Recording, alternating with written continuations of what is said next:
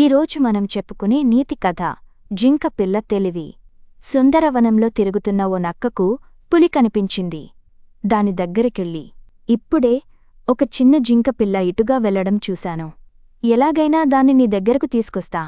నువ్వు తినగా మిగిలిన దాంతో నా ఆకలి తీర్చుకుంటా అని అడిగింది. పులి సరేనంది. వెంటనే నక్క అటుగా వెళ్తున్న జింక పిల్లకు ఎదురెళ్ళి, ఓ బుజ్జీ, ఇప్పుడే ఆ కొండవైపు పెద్దపులి వెళ్ళింది, జాగ్రత్త అంది. నక్క మామా, అటువైపు పులి వెళ్ళిందంటున్నావు, మరేమో కోతులు అటునుంచే వస్తున్నాయేంటి అని ఆశ్చర్యంగా తిరిగి ప్రశ్నించిందది. వెంటనే నక్క, తనకు జింకలు అంటేనే ఇష్టమని పులి నాకోసారి చెప్పింది. వాటికోసమే ఆ కొండ దగ్గర దాక్కుంటానంది. నాకు పిల్లలంటే ఇష్టం, పెద్దలంటే గౌరవం. నాతో వస్తే మంచి పచ్చిక బయళ్ళు ఉన్న ప్రదేశానికి తీసుకెళ్తా అంది నక్క.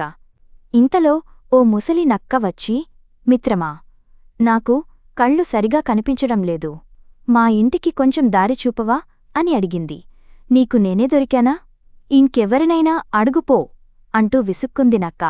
అప్పుడు జింక, టక్కరి మామా, రాత్రంతా వర్షం పడింది కదా, నేలకూడా ఇంకా తడిగానే ఉంది.